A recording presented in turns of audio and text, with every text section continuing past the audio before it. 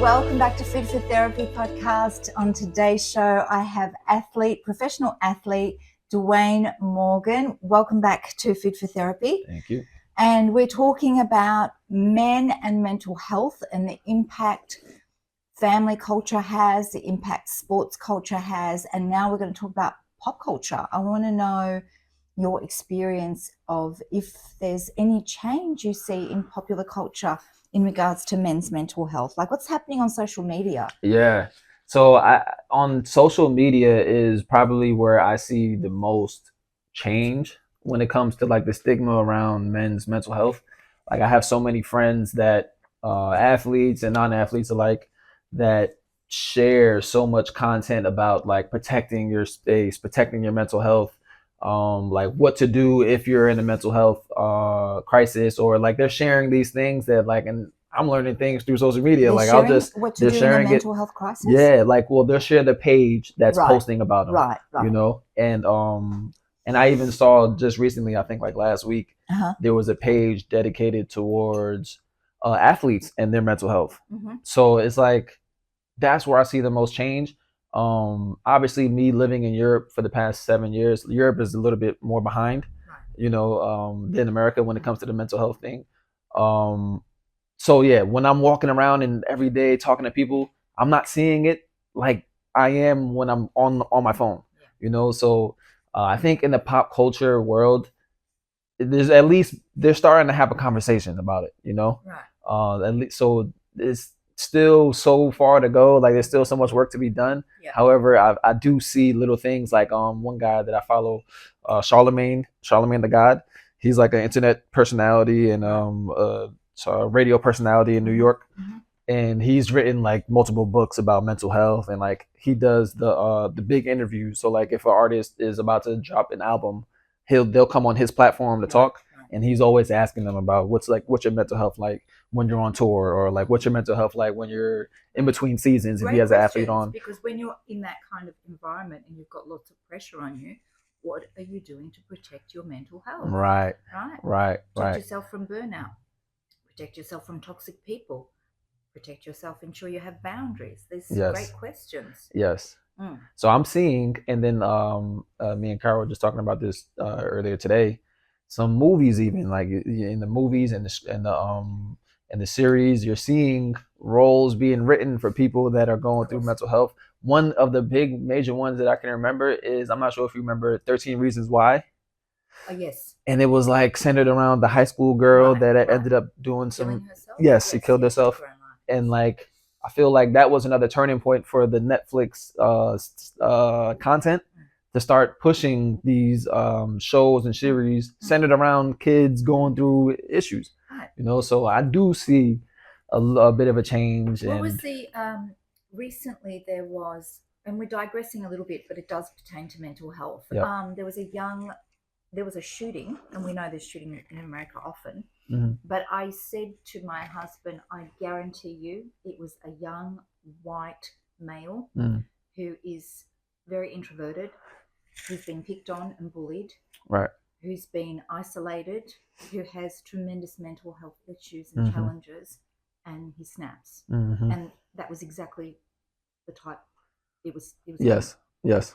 And that for me says that there still is a long way to go around protecting our youth, around destigmatizing people, and not, people, young kids go through a tremendous, I want to say it's a rite of passage, but it kind of is, especially I say in American culture, but it happens in Australia as well, where they're bullied for being different, they're stigmatized for not having friends that they should have. They're made to feel like they're outcasts in society. And, parents should notice these signs. They should be able to see what's going on for these kids. Yes. But they don't, and they seem to fall through the cracks. Yeah. And that's a direct indictment on American culture and Right. Australian culture. Right. That's happening. Right. No, 100%. They are responsible for what they're showing on television, for not supporting these young kids in school. I mean, I know now in Australian schools we have a lot of psychologists and therapists at schools to support kids, to show them that it's okay to come and speak to someone. Right. This is how we make progress, but we still have a long way to go. Right. Even when I'm on social media, TikTok or Instagram, it's probably the ratio of women to men is like women outnumber it. Oh, 100%. Yeah, 100%. And we need to find spaces, like I said, with that psychologist who'll go and, play golf with young men who are challenged. We need to find ways, innovative ways and spaces where men can feel free to talk, where they don't feel stigmatized, where we need to move through the gendered norms of patriarchy, because I said this before, patriarchy is not just pervasive for women, it really impacts men as well. Right. Because it tells you that if you don't behave this way, if you're not a macho, strong guy, you don't show vulnerabilities, then you're a wuss. Yeah, exactly. Which is, Exactly. And there's like so many times, like my friends or my teammates, sometimes,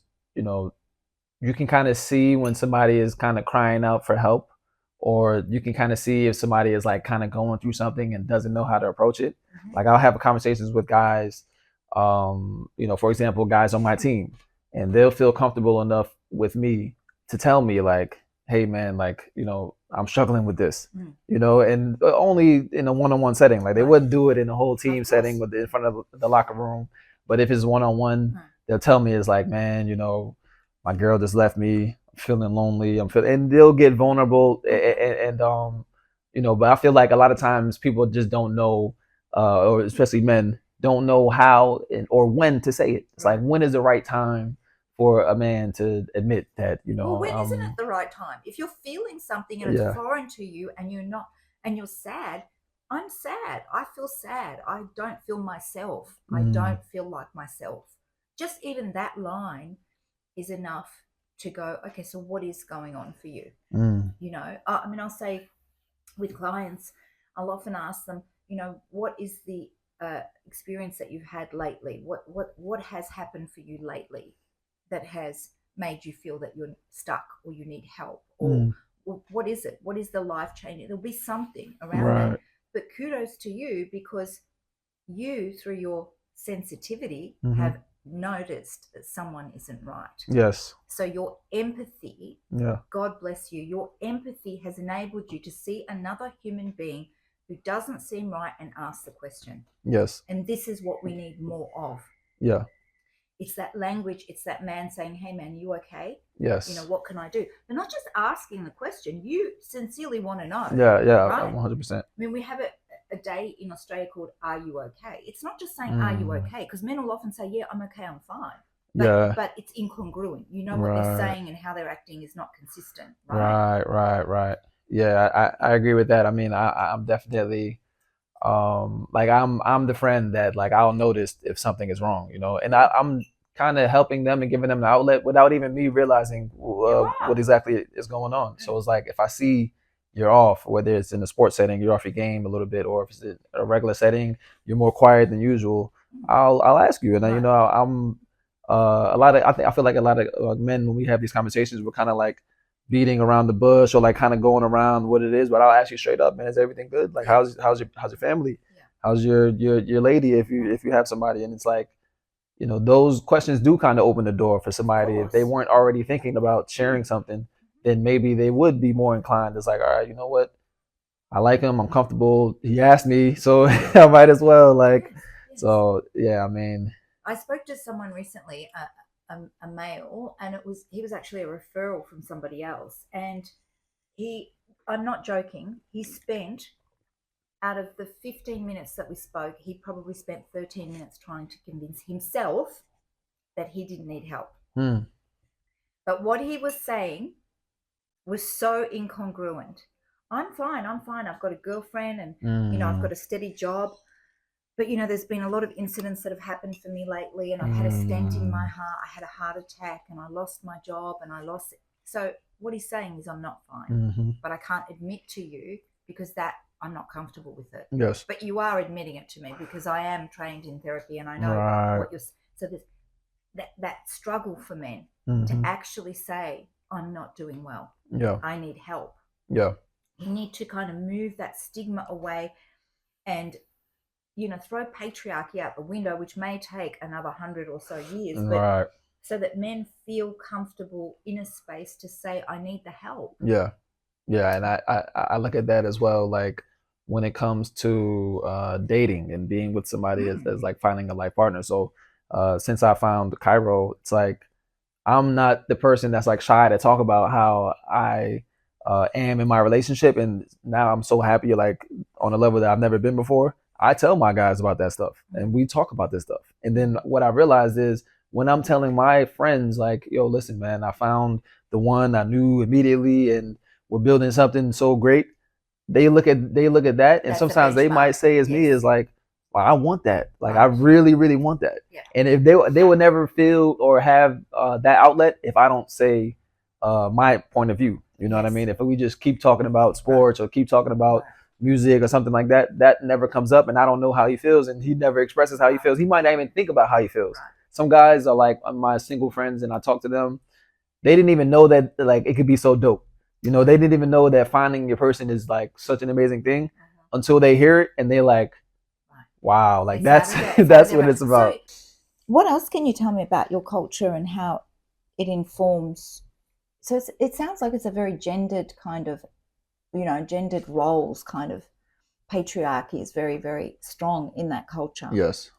Yes, there is. I mean, yeah, like I said, it's like especially so there's like so this is how I see the Jamaican culture. It's like you have the Jamaican culture for the people that are actually still living in Jamaica, Right. and then you have the ones that migrated to America. Yeah, right. yeah. So when you're, because like the overall mentality of Jamaicans, especially Jamaican men, when they're in Jamaica, is more relaxed. You know, everything is Right. chill, Right. everything is cool. Right. But then when you come to America and you're at such a disadvantage, you don't have the passport, you don't have the finances, Right. you have to work for everything that you can. You know what I mean? Right. Immigrant, typical immigrant Right. mentality. They rev it up. You know, so Of it's like course. you have to rev it up. Yeah. You can't be so relaxed, nonchalant. But to our core, that is how we are. It's like very really nonchalant. relaxed. You go with the flow. Yep. You know, that's why I think there's not too many like outlets for a Jamaican man to like, you know, speak about something that's bothering him because he's so just going with the flow. I was talking to my cousin, you know, a couple months back, and he was telling me about he wanted to do some electrician work. He wanted to be like electrician, and his father is actually an electrician. Right. So I asked him, I was like, why don't you just go to work with your father? Yeah. He says, my father never asked me to come. So I'm like, well, but why don't you start the conversation and say, he's like, oh, no, I figured he didn't want me to come. But that's like a lot of the mentality is just like, you don't go out your way to like tell somebody how you feel. Like if you want something or if you feel some way, if somebody hurt you, you don't just go with the flow. You know what I mean? Somebody can be hurting you every day by words or saying something. And the mentality, especially if it's your elder, somebody superior to you, you accept it, you take it, and you keep it pushing. And that's kind of the mentality. Yes, like it's got limitations, though. I mean, like I said, we're human, and we all feel, and we all succumb to sadness at some point. It's a tremendous, it's a burden, and it can be really difficult. And you're right. I mean, the Egyptian culture in Egypt is probably way more advanced than the Egyptians that are here because they've had to assimilate. They've come as immigrants. They're on the back step. They tend to stick with their own kind. Right. And there's not much advancement done here, but back there they're way ahead. Yes. And that's generally what happens. Yeah. I like that you said that too, because it's like, so when you have that mentality and then you surround yourself with people that have the same mentality, you stay the same. Yeah, exactly. Yeah. So it's like the reason why me and my family is like this too. That's why we're growing in our own directions. Not, we're always gonna have our culture, and obviously we love the Jamaican culture to our core, but we're learning new things from different cultures because we're traveling the world. We're seeing different things. What a blessing. Exactly. So it's like, exactly. And we're just surrounded by people that have different mentalities. Yeah. And we, like I said before, we take from that. Oh, I like that. I'm not a closed-minded individual. I see something that I like, I'm going to adapt it as my own. Yeah, you're going to be a wonderful, wonderful father. Oh, thank you. So do you have anything else to tell me about your culture? Yeah, I mean, I was speaking from an objective point of view on the culture and as it pertains to mental health, but Jamaica for me is the #1 country in the world. You know, It's an endorsement for Jamaica. go to Let's Jamaica. put it Go out to there. We're all Jamaica. going to Jamaica and Egypt. Yeah, Jamaica exactly. and Egypt. Yes, yes, Okay, that's yes. wonderful. That's wonderful that you you live in America, but you still have those roots, that heritage. Yeah, So one hundred but you were percent. born in I America. was born in America, That's and incredible.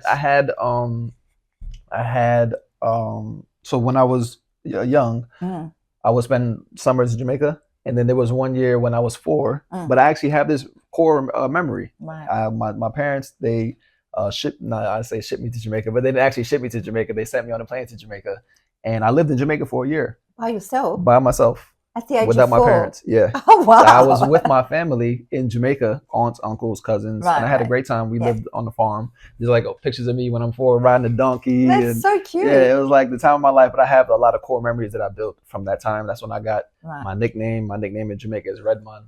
And What does that mean? Redmond means that, like, because I was like the white baby, right? So Oh like right. everybody in my family is much darker than me, especially my family that lives in Jamaica. So they saw me as like the The white baby. token. Yeah, and Oh, it was yeah, like so there's you're so racism in Jamaican culture as yeah. well. So it's like your skin is red, you're not black. Oh You know what dear. I mean? Yeah, there's racism in all cultures. It's Yeah. lighthearted, but that's what I went by. Mm, And obviously, so that's what, like I said, a lot of my youngest memories mm, came from that time. mm-hmm. And then when I came back to America, actually my older brother, he didn't make the trip. He stayed in America and he was in kindergarten. And so when I come back, he couldn't understand me because my accent was so thick. Wow. So what is, it's, pardon my ignorance, I'm a well-traveled woman, but know very little about Jamaica. What is the language Yeah, that's so spoken there? it's patois. Patois. Yeah, Is that it's broken English. right? Yeah, so it's just It's a dialect a of dialect. English, Yes, right? and so So we have our word. We have the English basically dictionary, but we also have kind of like our own. language. Yeah, it's like kind of like some slang that's thrown in it as well. So give me an example. Let's see. Uh, uh, I mean, so okay, so from that time, right, when I was in Jamaica, when I was 4 years old, there was this big song that came out that summer, and it was the biggest song in Jamaica, and it was by an artist named, I believe his name is Red Rat. Red Red Rat. Rat, yeah. Wow. He was another red like me. Wow. His family probably called him Redmond, Right. but he put his spin on it, and he came out with this song that had my name in it. That's why I remembered it. Oh. So the song goes, "It would a shame is it's like, it would a shame is like it's a shame. Right. Me and you are friend, but trust me, Duane." So that means like me and you are friends, yes. but as I'm telling you, Duane, he's That's talking about a so character named Duane. lovely. Yeah. I don't know if I should say the next part, but I'm gonna say it.